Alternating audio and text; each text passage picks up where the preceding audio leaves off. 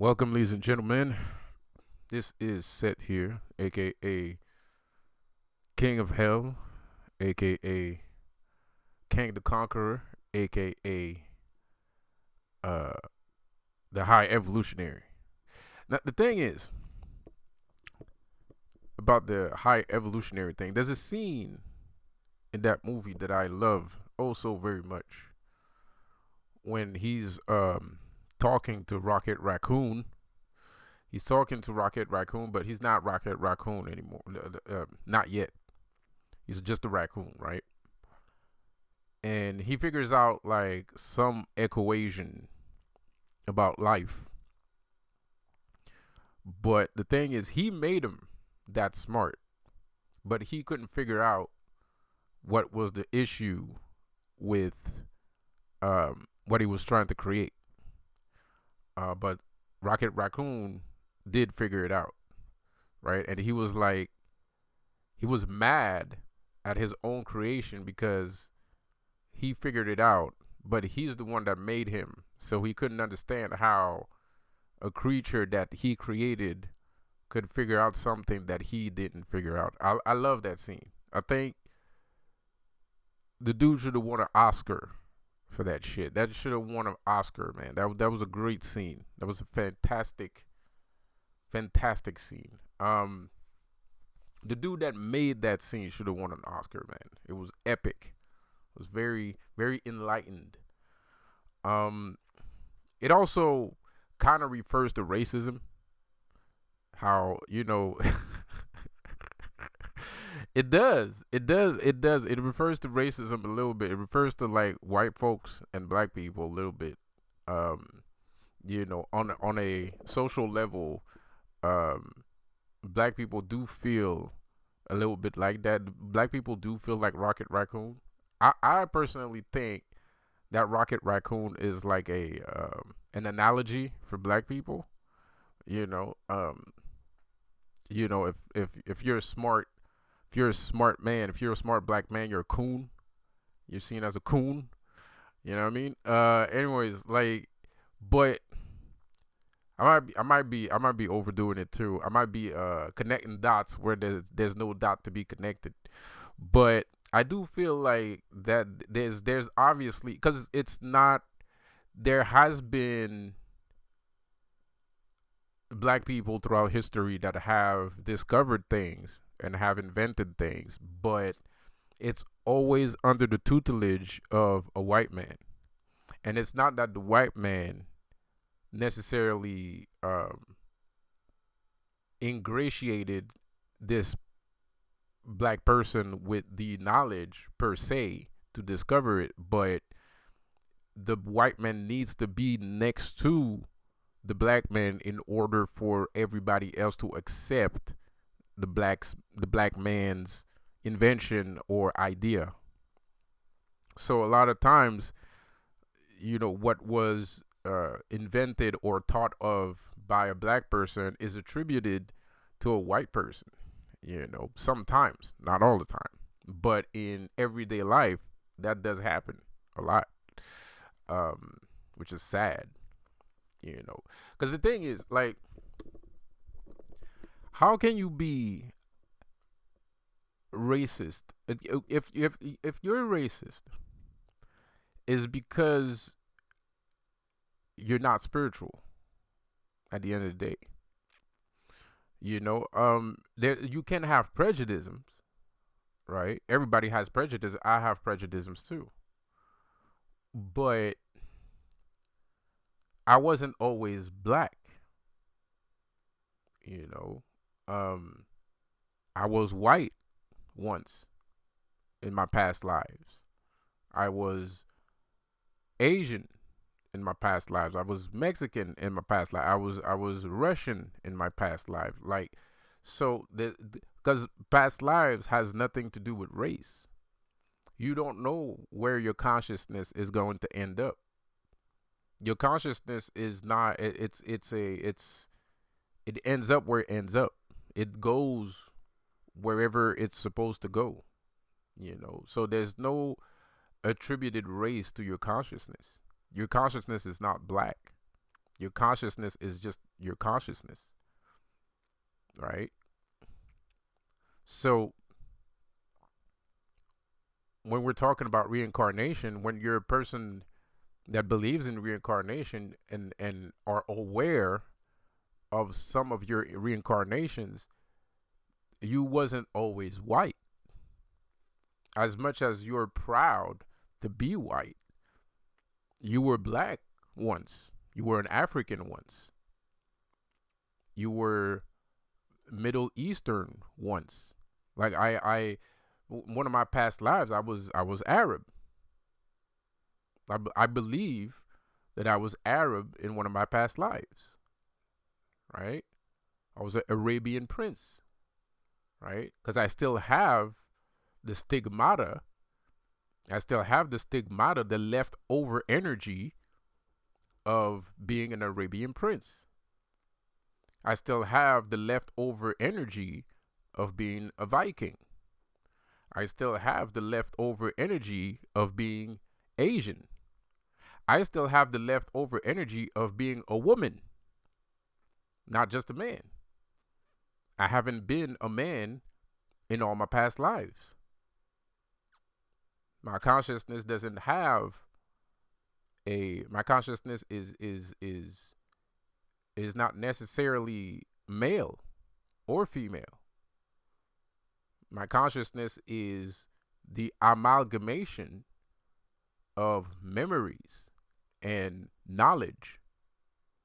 That's what my consciousness is. My consciousness is a pure energy form.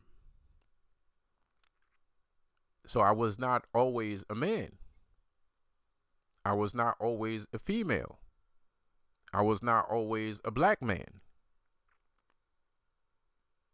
You see? So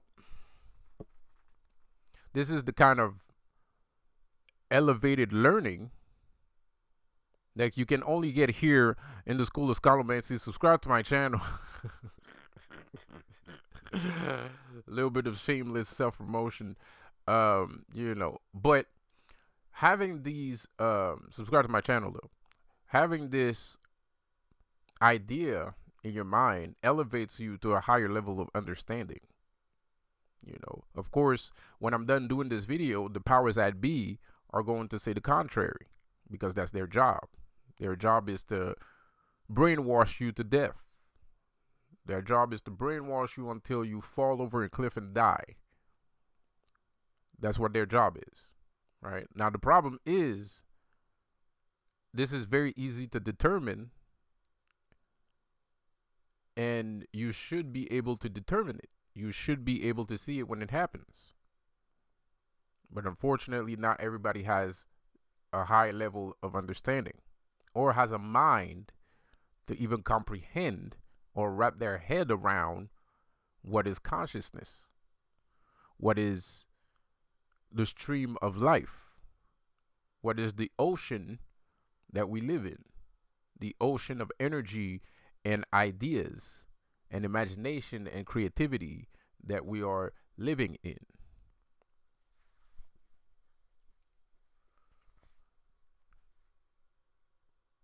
So in my last little short, I said that the word church means Circe. Circe being a witch. I have stated this before. I have explained to you that God is actually a witch that has a cauldron, and all he does is throw fireballs into that cauldron, and the fireballs keep landing on us. Right? That's all God is. That's what God's job is. That's what his purpose is. That's what his job is. That's what his mechanical, automated mindset, psychiatopy, something like that. I think it is. Basically the scientific word for being a psycho. He's a psychopath. And the real meaning of the word psychopath is somebody that does something consistently in the straight line, no matter, regardless of who he's hurting or who's not hurting. Doesn't care. That's a psychopath. Psychopath. Mental path. So he goes in a straight line, right? So that's what God is. God is a psychopath. He just throws curses, fireballs into that cauldron, because the cauldron is basically reality, and he just throws fireballs at us. Why? Because he wants our devotion. He wants our spirit. He wants our energy. And the only way to do that is to instill fear, right? Because might makes right, right? If he didn't do that, if he didn't throw curses at you all the time, you wouldn't believe in him. You would have no reason to believe in him. So the concept of governments is the same as the concept of God. Governments come from God. Governments, like the original state of governmental issues, was about God. That's how governments were created, with the idea of God. That's why if you go into large government offices, you will see a cross, or you will see the signs, the saint signet, right? Because that's where it comes from. That's how they developed the idea of governing, through the inspiration of God being the governor of the earth, and they having the power and representing God, govern over us. Shit rolls downhill. And nobody cares about if the smell goes up. Because at the end of the day, the smell is what they enjoy. The shitty smell is what they enjoy. The shitty smell that's coming from down the hill is what they want. They're not looking to plant flowers. God is not interested in flowers. He's not interested in the earth. He's interested in you. He's interested in your energy. That's how he becomes strong. That's how anybody becomes strong. If you give energy to a human, that human will become strong. So that's why you have to be careful who you give your energy to. That's how you create a celebrity. That's how you create a star.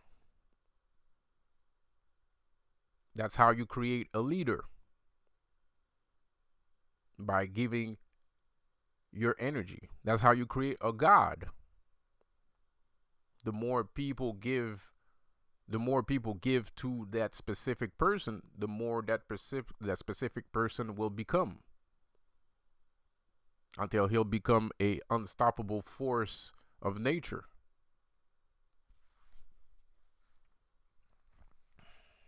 This is why love, in some cases, is included in the speeches that the Bible gives us, because love is a powerful energy, as much as fear.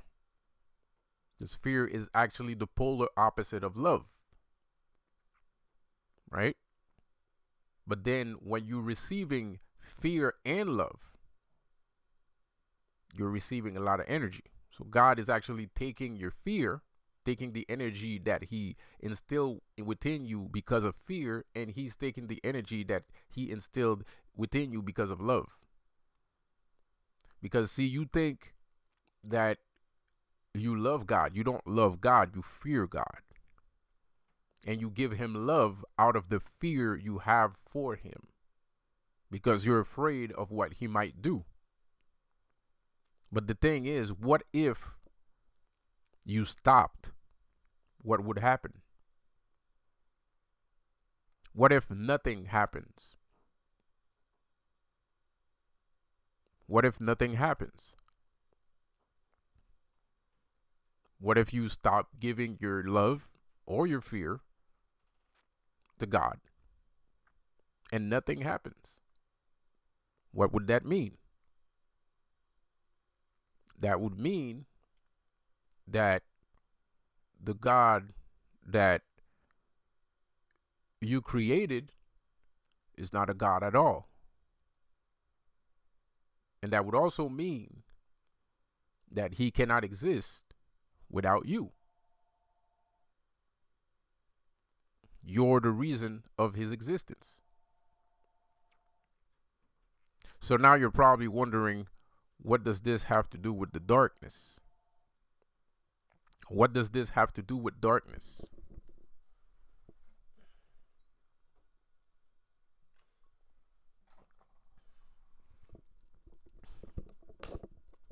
Well, the darkness is the truth. It's only by letting go of all that you know, basically shutting the light off, that you will begin to understand what and who you truly are. It's only through that process that you're going to understand who and what you truly are. It's a dangerous process. I'm not going to lie. A lot of people lose themselves. A lot of people lose themselves.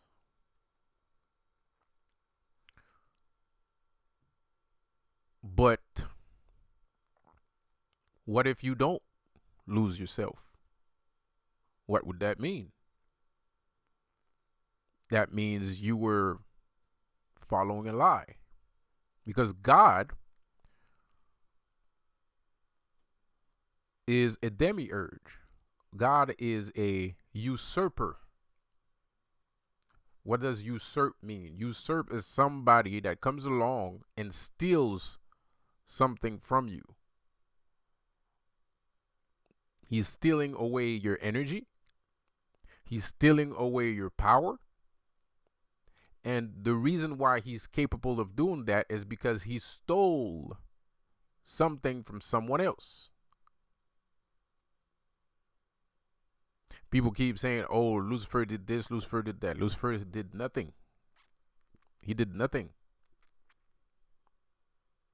The biggest sin that if we're gonna talk about sins, and if we're gonna talk about crimes, the biggest crime Lucifer ever did was get into a fight. That's it. He got into a fight with some angels, and that's it. And then he went his way, and the angels went their way, and that's the end of the story. That's the biggest thing he ever did, was get into a fight. We persecute a spirit for fighting consistently every day. Because that's the worst he did. That's the worst thing he did. You read the Bible. If you don't believe me, read it for yourself. This the biggest thing he did was get into a fight. Then his dad, his alleged dad, was angry at him because he threw a hissy fit, and then he got into a fight with his brother, and then they kicked him out the house.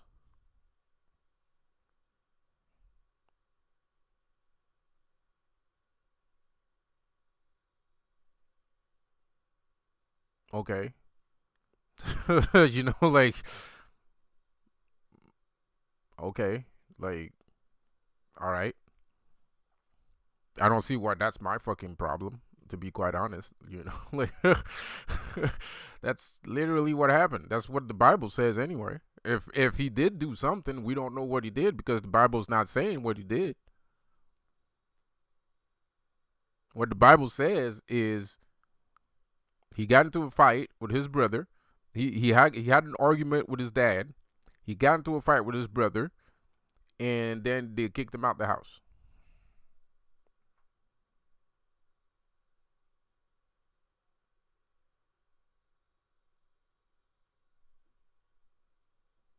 That's it. Like, is that it? Is that the okay? Well, shit. All right, whatever. So, God is a usurper. What really happened, the real story that you will never hear, that you will only know if you travel into the abyss yourself, if you're courageous enough to travel into the abyss yourself. The real story is God stole the power of the all. He reached down within the abyss, took power from the abyss, and then created this elaborate, nonsensical story about the light, blinded you with it, because his power is darkness at the end of the day. There's no such thing as this supposed light. There's no such thing. Everything is darkness. Everything. Everything comes from darkness.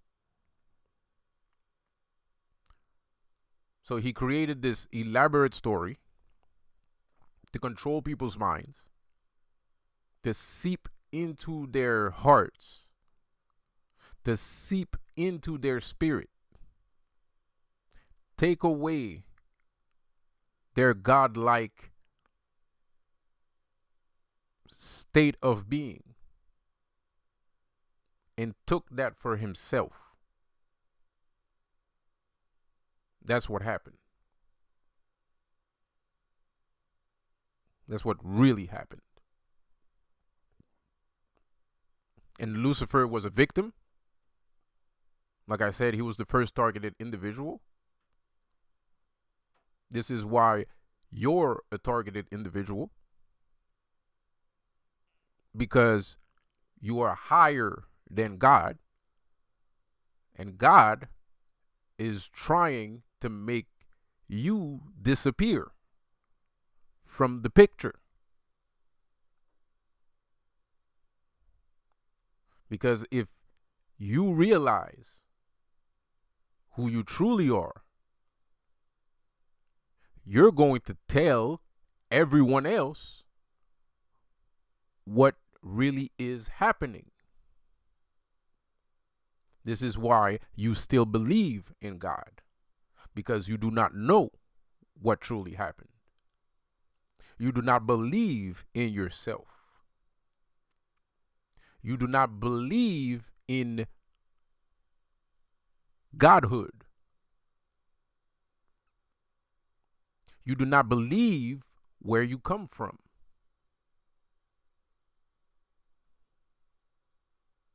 Instead, you fear God.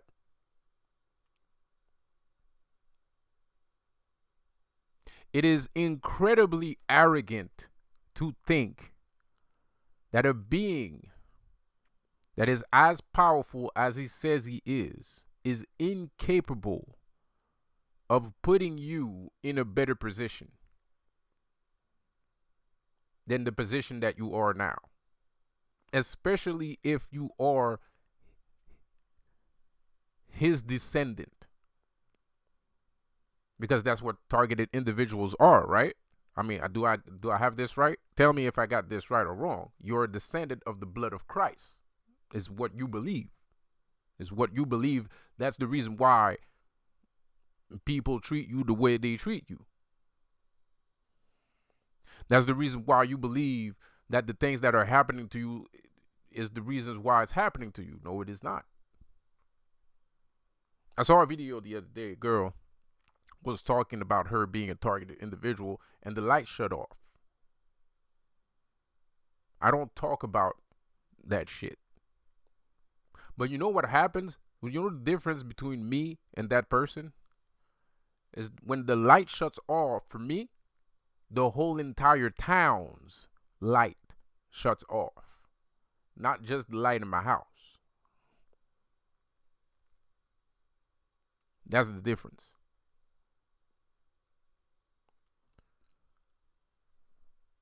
So back to our apples. He stole the power that resides within the vastness of nothingness.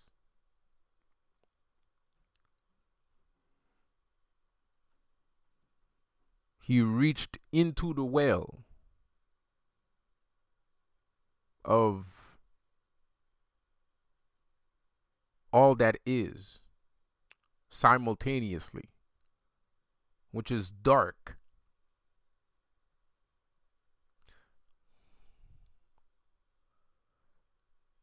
Think of it, think of reality as a TV, right?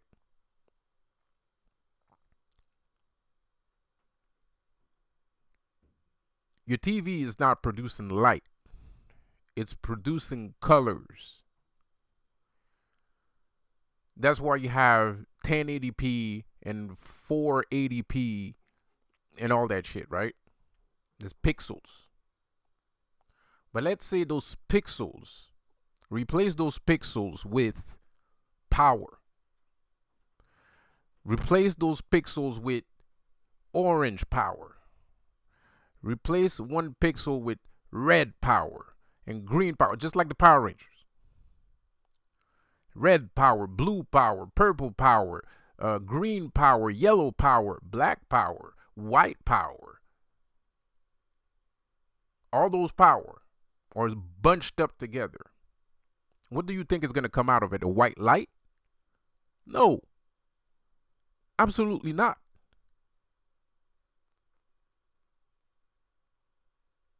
Absolutely not. How can that even be? How would all those colors bunched up together make a white light? It's going to be dark. It's going to be very dark.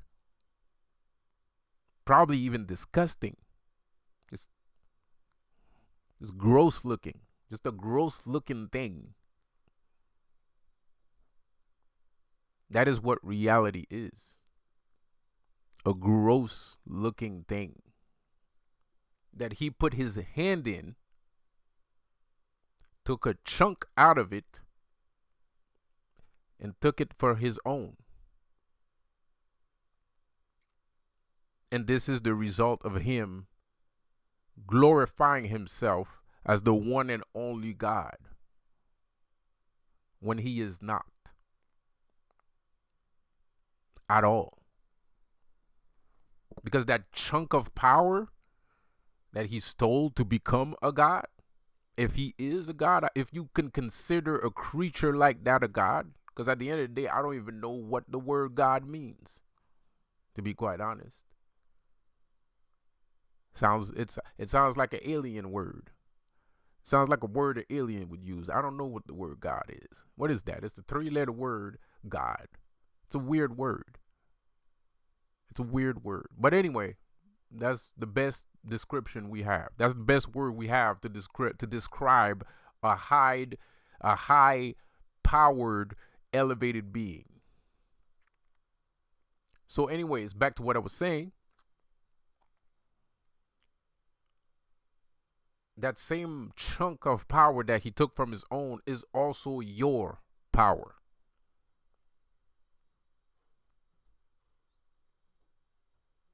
And now he's just hungry for more power. Power that he has to struggle to maintain with us. Power that we're not necessarily giving him all the time. But he has his angels, his workers, to do that. I.e. the Illuminati. Because the Illuminati is God. Because people love mirror magic. But I think the problem with people today is that they're selfish and thoughtless. Because if you're a mirror magic fan and you understand that everything is a mirror from reality or what is above us, because there's nothing below us, there is only us and what is above, right? Because that's how a mirror works. Because we're not a sandwich mirror. There's only us and then the mirror. Then you have to understand that everything as below, so above.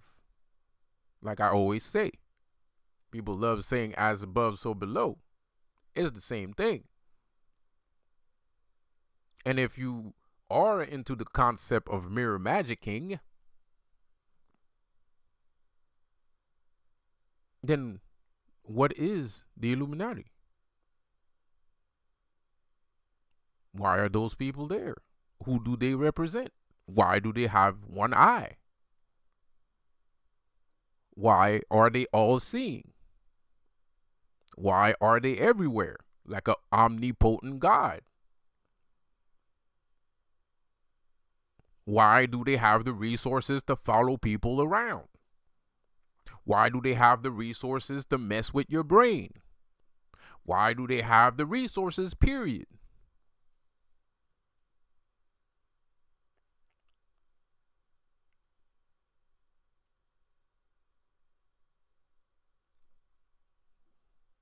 Where's your mirror when it comes to them?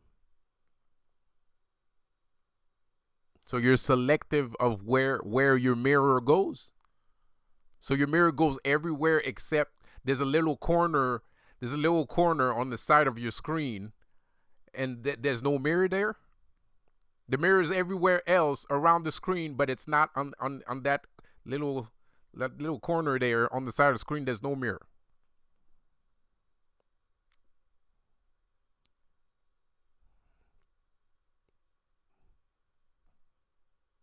That's weird.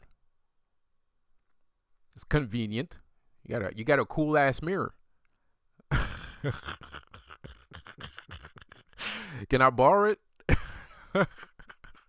Because I don't know how your mirror works. It's a very convenient looking mirror. I mean, like it just so happens that there's no reflection there. It's the only part of the mirror there's no reflection.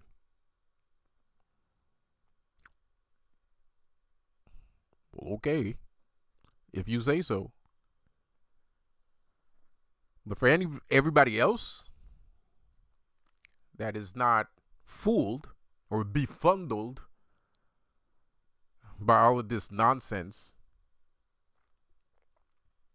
God is a demiurge.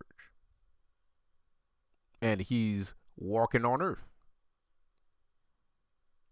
What if God was one of us? We didn't make that track. Grammy Award winner. What if God was one of us? Okay,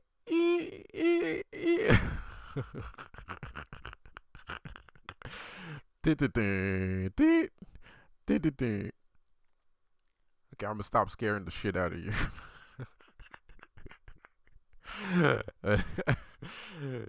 But it's funny.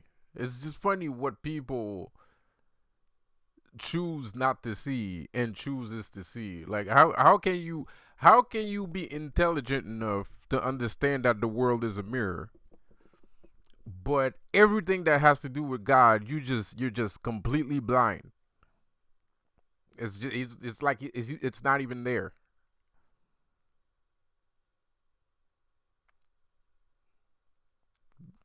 Weird, very weird. Anyways, so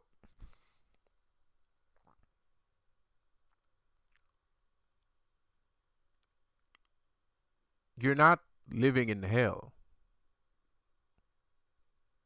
This is heaven. This is what God feels heaven is. Because hell is a place where heaven goes.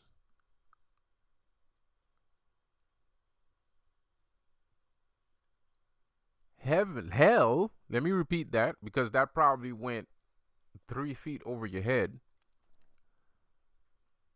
Hell is a place where heaven will eventually end up because hell is a mirror too. But a mirror of what?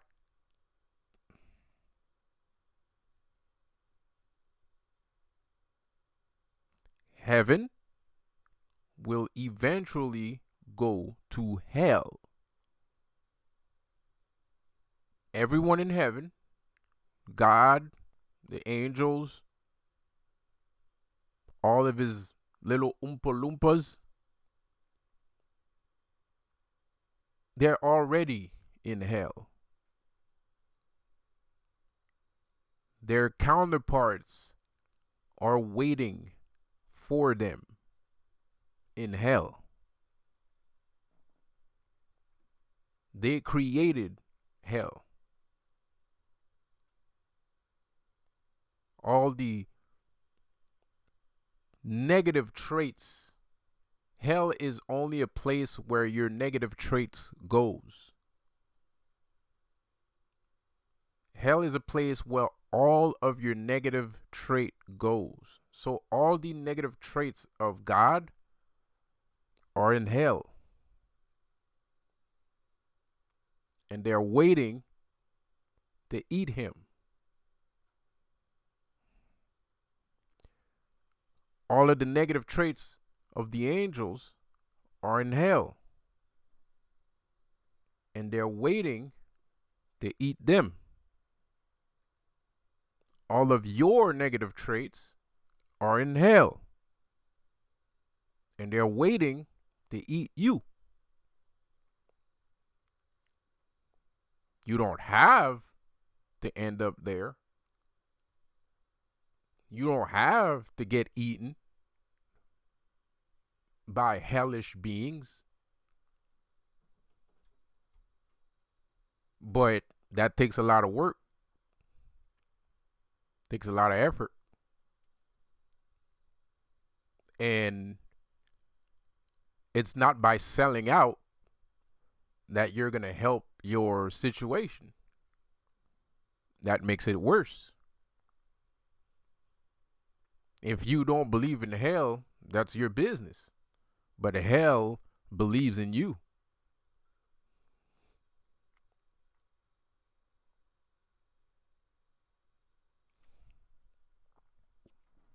Hell can be a wonderful place. Hell can be a wonderful place. How can that be? Well, like I said,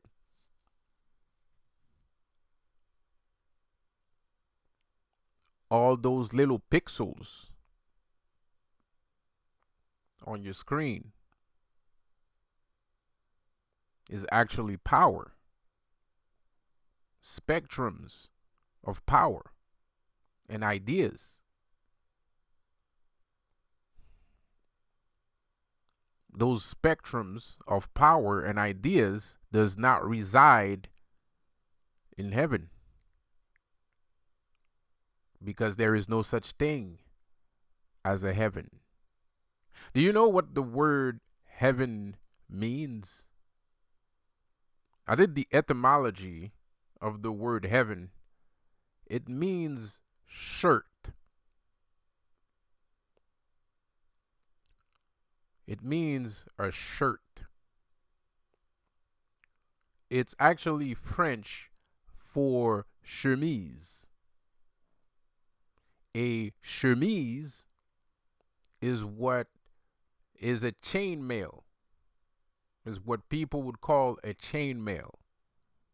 A chainmail is a shirt, and it comes from the French word chemise, because I think the French invented chainmails. I'm not sure. I think so, yes. So heaven is you, your heaven. So I would suggest to stop looking for heaven because it doesn't exist.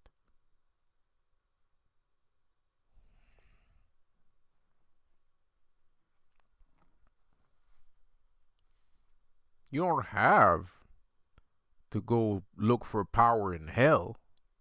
That is a personal endeavor. That's a personal choice. That's my personal choice.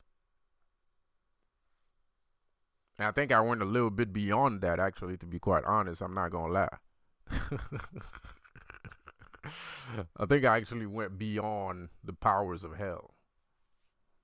What I'm interested in is being a apocalyptic optimath. What I'm interested in, it's darkness, just what resides in the dark. Those pixels that I'm talking about is what is interesting to me. Is what I do not know of, what I'm not aware of, what is forbidden to me. Well, actually, who died and said that ultimate power is forbidden to humans? Why is that a thing? I mean, I understand that my guacamole fucking vegetable brain that I live with right now would be incapable of absorbing that amount of power or knowledge. But forbidden seems like a big word. And who decided that it was forbidden? Like, why is that for? Like, what? Like, is that a thing? Am I just making this up? I don't even know. Like, for real? Like, did it what? Like, why would that be? Who cares? Anyways, whatever. Like, why? For what reason? Anyways, whatever. Anyways,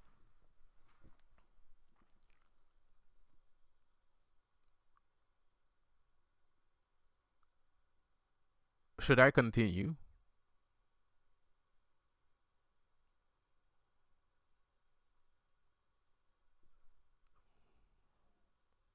So, hell is not necessarily something that you have to go through or go at all. It's just a place that exists. It's just a place that you can end up in if you're not careful. And you can still end up there even if you're careful. But you're not going to be a tormented soul. You might be the one that causes the torment.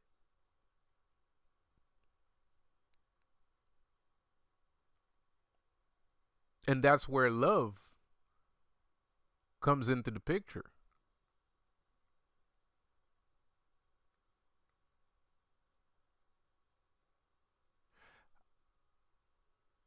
I said this to someone and they didn't believe me when I said it. It takes an enormous and it takes a enormous amount of love to become a demon.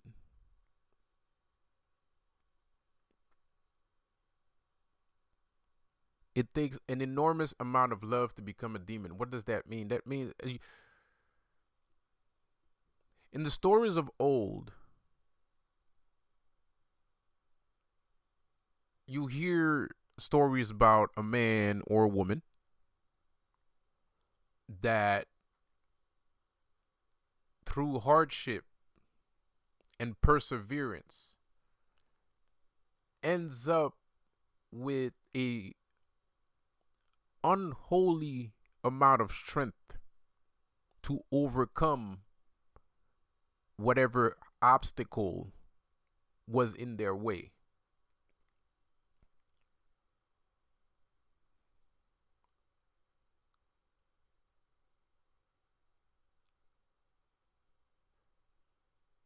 Love can transform you into a demon.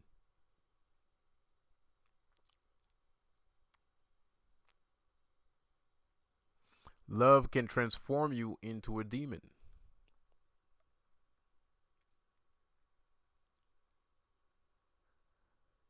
Love can fuel your rage.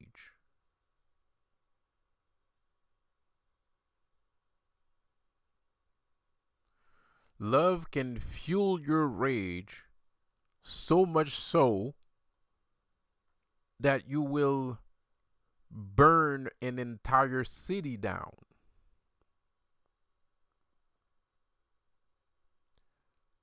Because you wanted to protect someone. You will burn the entire world down because you wanted to protect someone or many people.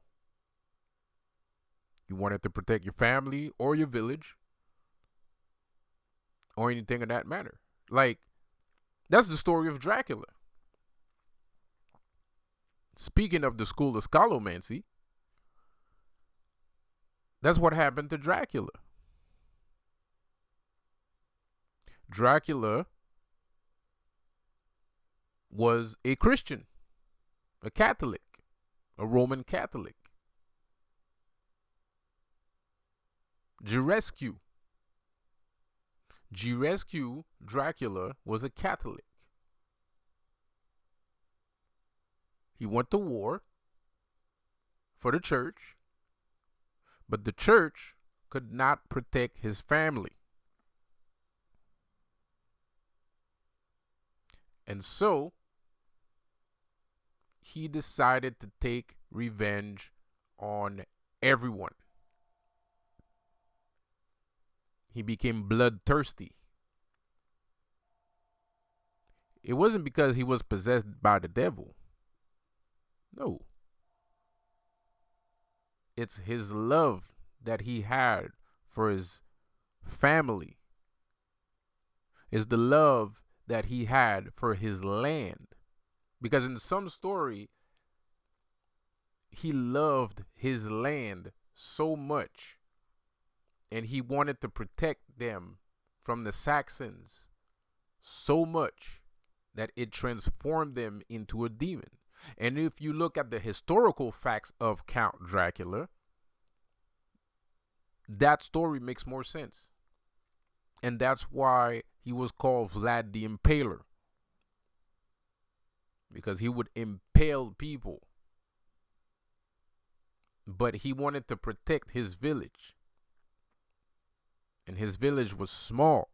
A small Romanian village. So he became the biggest monster imaginable to protect the lives of the people within that small village. So he became a demon out of love, not out of spite, not out of jealousy, not out of envy, not out of lust, not out of hate, not out of prejudice, not out of racism, out of love. And we're talking about the real, actual person here. I'm not talking about like a fairy tale story. I'm talking about Vlad the Impaler, who is a true historical man that actually existed and would actually impale people from their butts out to their mouths. How did he do that? Fuck me if I know. Pause. Pun. Not intended.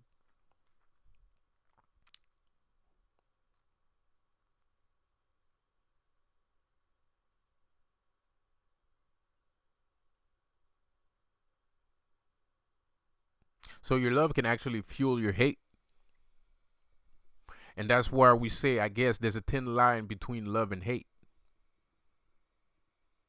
And it's true. If you don't keep your love in check, you'll transform into a demon.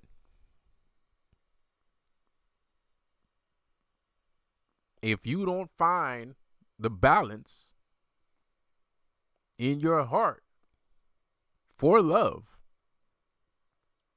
you will become a demon. You will do some fucked up shit for love. Love can make you do some really messed up shit. For real.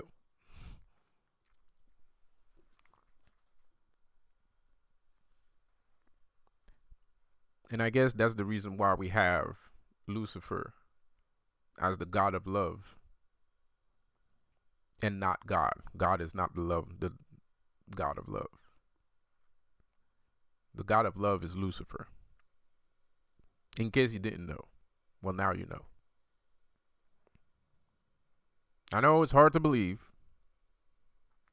but it is what it is. And love is very powerful. It's a very powerful weapon. It's not the only weapon, but it's a powerful weapon.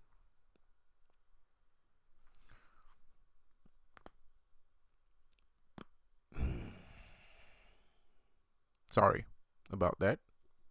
Some people hate that. I'm sorry.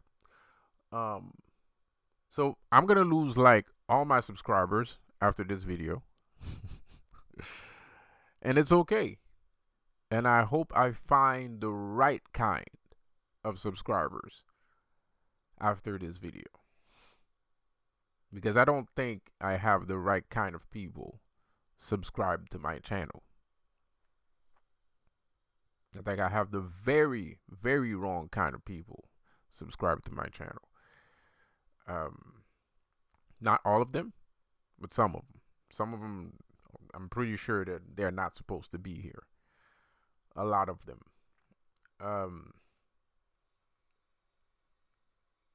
I don't want to say too much. I already said enough. But I will say this. If you have a hard time following what I'm saying, and you are a mirror magic specialist, then look into your mirror. Because everything is right in front of you, especially if you're looking into a mirror.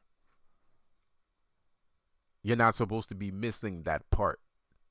So if you're missing that part, it's because you choose to miss that part. Because you have your head in the sand. Like an ostrich.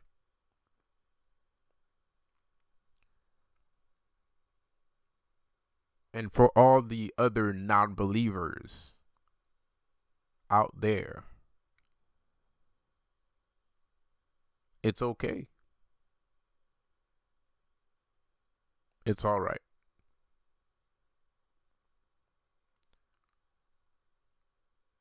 One day, the truth will come out,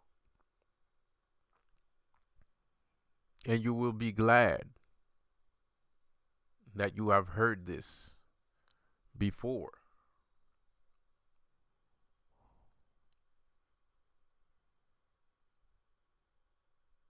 You will be glad that someone did not leave you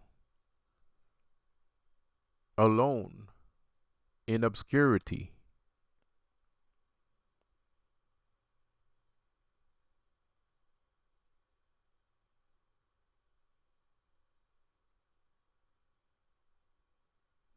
Subscribe to my channel. Have a good one. Peace out.